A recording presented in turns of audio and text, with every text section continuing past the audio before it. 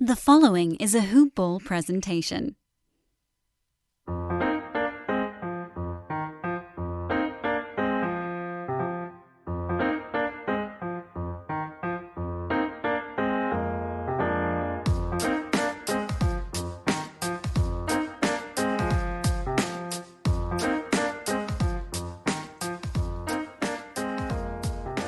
Hoop Ballers!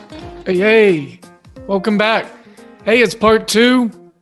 We're rolling back into the March Madness, and we are going to be covering all the games up to the North Texas and Purdue matchup. We're going to get some stuff broken down in between there and now. Talk about what's happened already. First, I want to mention where you can find us, who I am. I'm at DALE007 on Twitter. You'll see lots of college basketball threads going today. At Hoopball Gaming's for the show. And we are at Hoopball Tweets as a motherboard. Then also check out all the rest of the team and don't be hesitant to DM and find any information that you're looking for within what we provide. Show is brought to you by Manscaped, Weed Whacker, dual lithium battery, dual head, anti-tug technology, razor that just came out, full on electronic power, like Tron, you know. Use promo code HoopBall20, HOOPBALL20. You're going to get free shipping and 20% off. All righty. I want to be brief on that because I'm pretty much going to be brief on the whole show. So right now, live, what we're looking at, we got Oral Roberts and Ohio State, 22-15, Buckeyes advantage. 9 minutes left in the first, and we have an over that we're looking to try to cash at 157. And then I like Oral Roberts plus 16 in the wager pass. Utah State's down 40-49. They were a contrarian pick for me on tally site, so I'm pulling for them to pull through. And Texas Tech starting to hit some shots. Utah State is not. They're turning the ball over a lot. We do have the under 132 in this game. So 89 with 7.5 minutes left. Let's keep an eye out for that. Hopefully we avoid overtime. Drexel got taken care of by almost 30, by 29 against Illinois. And then Colgate also lost they were the 14 seed, lost to Arkansas by eventually 19. Arkansas was down 10 and was getting a little worried there for a second. Virginia Tech and Florida went to overtime. We got one overtime game. There was a side bet that I looked into, and it was, the over-under on overtime games for the tournament. 2.5 for plus 120 I thought was really neat, and didn't really talk about it, but I thought there was a lot of value in it. So keeping an eye on that. And Florida got the win. Virginia Tech was in a lot of my brackets. So hopefully I'm getting the losses out early. We did have the Virginia Tech pick on the wager pass plays, so we got to bounce back tonight. We're behind the curve in the 8 ball on that 65%. So got to be better. We'll be better. Next upcoming most in our face games are going to be 8-9 matchup between Georgia Tech and Loyola Chicago. And then we are also going to have Oregon State and Tennessee, our first 12-5 matchup, if I'm not mistaken. Oh, well, Oral Roberts, Ohio State's a 12-5 matchup. So our second 12-5 matchup, which that will be very exciting. 12-5 matchups are usually pretty fun. But let's talk about Georgia Tech, Loyola, Chicago for a little bit. What I will speak about on it will be pretty brief. And you heard Blake's comments in the first part of the breakdowns, the March Madness breakdowns. And for me, without the best player in the ACC for Georgia Tech, that is a tough hill for me to climb. So I'm going to keep it brief so I don't beat a dead horse and a cow and a pony all at once, because that's eventually what I'm going to do. And I just think that it's going to come down to Josh Pastner's coaching. And then it's also going to come down to Loyola Chicago and their ability to be efficient and their ability to get defensive stops. Cameron Krutwig's the key component of this offense, as we know. He was a part of the Final Four run. He's aggressive on the inside. Loyola is number one in the country in opponent free throws made and free throws attempted. So keeping Georgia Tech off the free throw line is huge. They're not a great shooting team from the line to begin with. And they're going to try to look at maybe getting an influx of three-pointers made or maybe some three-pointers in the air. But they're looking at a downtick there from Loyola. 2-point percentage is their strong suit, obviously, when Moses banging on the inside. 54.7%, 24th best in the country. But Loyola, 45.5% on the defensive side of that metric, and they're top 30 in the country.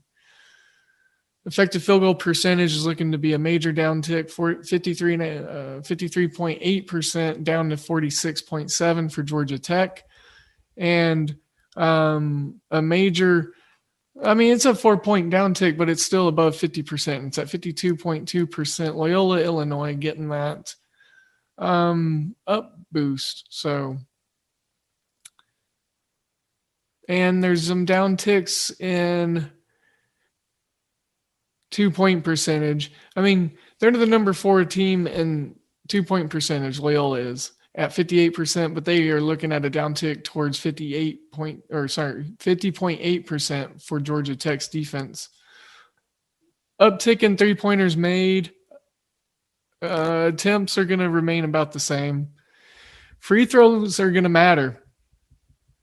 It's going to be a nitpicky game. Free throws are going to matter. Not a lot of blocks per game are allowed by Georgia Tech or Loyola. Steals, Georgia Tech gets 9 a game, number 6 in the country, 11.6 steal percentage. So they remove a lot of offensive possessions. And the thing about it is Loyola counterbalances that by being the 27th best team in opponent steals per game and opponent steals per play. So downgrade on that. Downgrade on Loyola's steals and downgrade on it looks like an uptick probability for turnovers, but both offenses take a really good care of the ball. So Texas Tech now up 12 on Utah State. Looks like my Utah State picks are going to be dead. Hopefully there's not an interruption of offense. 5.5 minutes left.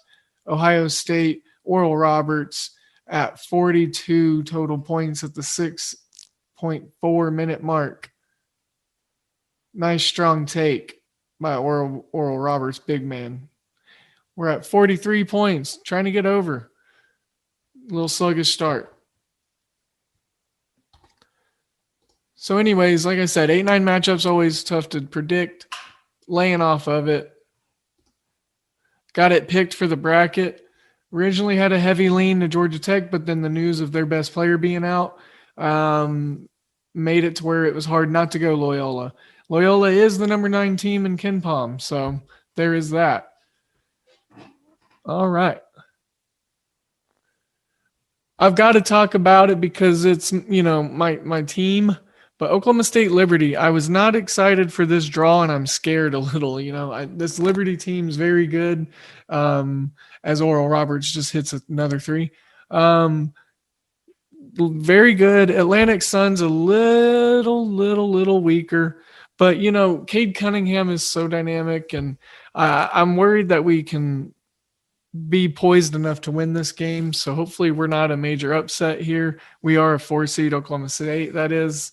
Just want to talk real briefly about this game. Just recognize that it's happening. No true betting angle for me. I've noticed a huge movement on the total, so that makes it even more fishy for me. So I think it's about a 7, almost 8-point movement that has happened on the total since the opening line first came out early last week, I believe it was. Or I guess early however that would work. Wherever Sunday would fall. So laying off that, Rooting for my Pokes to get a win. I'm going to be paying more attention to Oregon State, Tennessee, which is going to be coming up. Originally, I had this on a betting card, so now I'm switching it to more of a college basketball standpoint. I think Oregon State stands a chance, and I think they stand a chance to cover. Fulkerson, I don't know if you saw the last game that he played in, but he took a 1-2 elbow count to the eye socket and the temple in their last game. He caught a couple bows and went down like a sack of potatoes.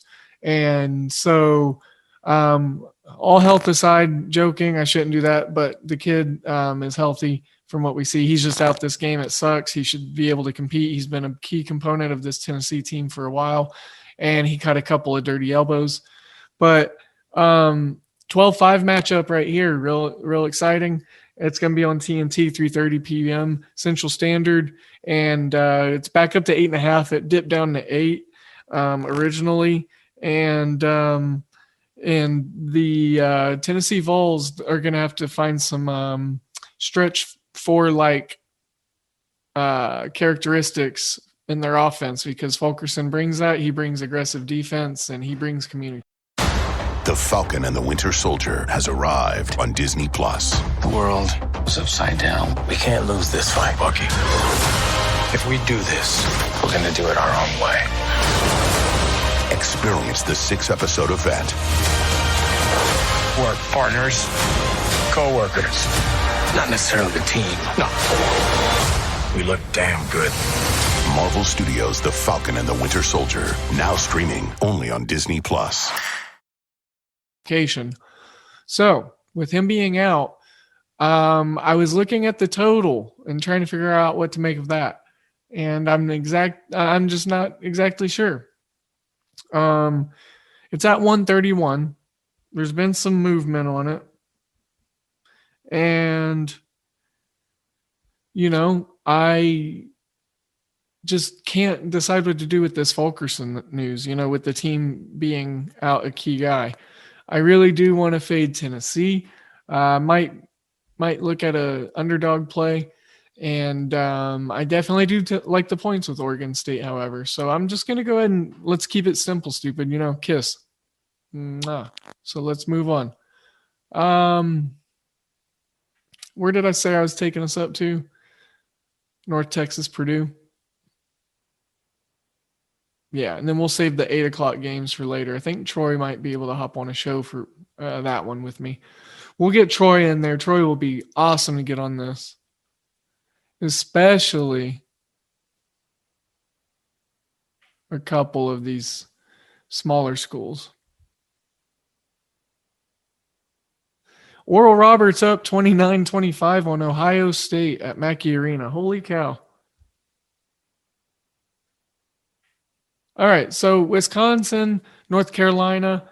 I'm going to be real, which is I hate 8-9 matchups. I don't really want to talk about this one because it puts me in such a bad position and give you guys bad words to listen to and bad advice. And I don't want to force stuff, but I don't want to be that guy that just sits out and doesn't pick stuff and talk about things. But what I will say, North Carolina's young. They got some guys sprinkled in like Leaky Black that have some experience, but they don't have a real true grit, tournament experience. They missed the tournament last year with Cole Anthony on the team. Wisconsin, their coach, been there, done that. He's been the assistant for a while with some really great runs. He's seen some greatness. He's been a part of some great teams. Wisconsin, it's all about defending and containing the inside because Armando Bacot is a handle and a half. Man, it's a 1.5 point spread. It's a tight line. I would maybe look at the over of 137.5 because we could possibly have some overtime in this game. I hope that neither team blows out the other, and I hope that it's a real quality game because this has a really nice window right here at 6:10 Central Standard, and I love this matchup the more that I'm actually thinking and talking about it. This is going to be a game that I'm locked into. Even though I may not have a play or whatever on it, I've pretty much evenly dispersed Wisconsin and North Carolina picks throughout my brackets, and I'm comfortable either which way. It truly is a coin flip. Just like I said with the Florida-Virginia Tech game, didn't go our way. Virginia Tech played really great 3/4 of the game, 3.88% of that, or 3.88 of that game. They were just in there. The other 4% of the game, they just didn't close. And shout out to the shooters of Florida hitting some big shots, man, with the dagger to put them back up by 4 or 5, I believe it was, with about 15 seconds left. Florida, Gator Chomp. I know I had Florida in some spots, so I'm not too mad. I'm just worried that my 65% goal is a little further than what it was before I woke up this morning. So back to the Wisconsin, North Carolina thing. Honestly, there's equal value on all 4 quadrants of this. Over, under, either side of the spread, money line, all 6 sectors, I should say. If you want to truly bet it, then there's value in a lot of different places. The value is just, it's thin all the way through. It's a thin layer over all of it. So Cleveland State, Houston, I think, has a chance to be the team that scores the most points on the night. It's just a matter if their offense is going to be clicking, if they're going to be efficient, if they're going to be turning those transition buckets into points and those steals and everything like they do normally. Chances are they do. Cleveland State, however, can get hot and hit a bunch of threes and become a very efficient offense and bother teams on the inside. They have 2 big men that can bang down low. 15 seed, 2 seed matchup. True TV, 6:15 Central Standard. Kelvin Sampson, great coach. Talk about battle tested. If we're handicapping this game on coaching alone, give us Houston by 55, So I was looking at the over-under of 134.5. I don't know if I have a true opinion on it. I've got Houston straight up, obviously, because tally site purposes and on the bracket. So let's be brief about this one. We know where to be on it. We know where to be smart. If you want to throw it into a parlay and do absolutely nothing for your parlay, then sure. North Texas, Purdue. This game I am very, very, very excited for. I really wish it was a game that was on right now because I would love to be watching it. And there was some things I wanted to keep an eye out on. It looks like Ethan Martin of Purdue had a personal questionable tag slapped on his status. And then we also have Reuben Jones, who was recently lost for North Texas with an ankle injury. He's out, but he is looking to maybe come back later on. He's not going to be a factor as of this game. So let's take a look at the rosters. I'm doing this little bit of a breakdown here live, just kind of like I did a few episodes back. I want to see what, so Reuben Jones, 22.5 minute guard per game, only 6 minutes though, so not a big scorer. Looks like he's probably defensive minded. So maybe North Texas gets some more scoring in there with him out. And I'm going to peep at some overview stuff. Point diff I noticed was really high for North Texas in the Conference USA that they ran through. Purdue plus 4.5. Man, I got to learn how to talk one of these days. Plus 4.8 on the point diff. And North Texas only allowing 60.6 points per game, which might be one of the lowest in the NCAA tournament. Might want to fact check that. I know 63 points per game scored by Mount St. Mary's was the lowest. I'm not sure what the defensive one might be. Purdue holding opponents under 50% for an effective field goal percentage. North Texas doing the same, 45.7%. Rebounding obviously going to be huge. Both teams shooting over 50% effective field goal percentage. North Texas at 54%. Offensive rebound percentage advantage, Purdue. They have a 7-footer named Haas. Look out for him. Just a quick peep over to the TV screen. Check the game. Let's throw a couple little stats out on this game, and then we will move on from North Texas, Purdue, and then wrap it up, and we'll get a third section of March Madness breakdowns tonight for y'all. We got a lot of balanced numbers in this matchup. 3-point percentage for North Texas, normally around the 37 mark, which is 32nd best in the country. 31.5% is what Purdue allows, 57th best in the country. Look out for that. Battle at the 3-point land. So that's a huge matchup. Even though the percentages are down, Purdue allows a bigger number of 3-pointers made than what they the mean green or offense normally scores. Shooting percentage way down tick right here, big down tick. 47% down to 41% on the total shooting percentage. North Texas, however, is not a defensive chum, and they only allow 21.3 field goals made per game, which is vital considering that they're 7th in the country, 19th in the country in opponent 3 points made. So if they make Purdue one-dimensional and they can be physical enough to play with that 7-foot size and the other bigs that Purdue has, we've seen Painter struggle in the tournament time and time again as a coach. So more I talk about this, the more I like North Texas. So on that note, I'm going to go ahead and wrap this up and finish my thoughts on this North Texas Purdue game, because I'm thinking I might have a big underdog play I might need to wrap my hands around. And it's tips at 625, so we got some time for me to do so. The lines come crashing down. It's Purdue -7. It opened around the 8 mark, if I'm not mistaken, 8.5. So with that being said, time to recharge, eat some food, drink some orange soda, and handicap some more college basketball. The second one was fun, not as fun as the first one with Blake. If you didn't follow him earlier, shame on you. At Blake Lawatch, Lawatch. We have Oral Roberts up right now as a 15 seed. We got March Madness. We have me at DALE007.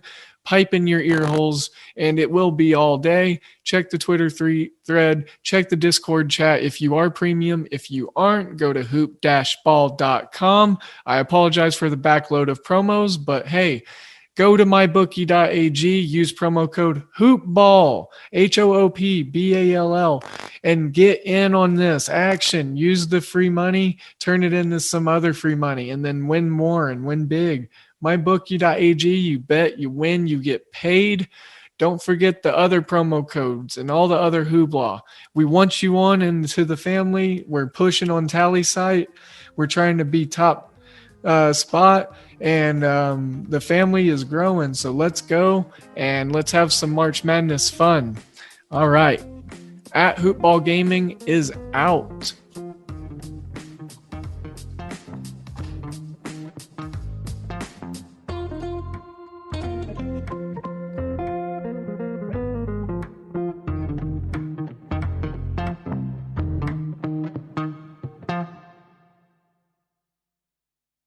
This has been a Hoop Ball presentation.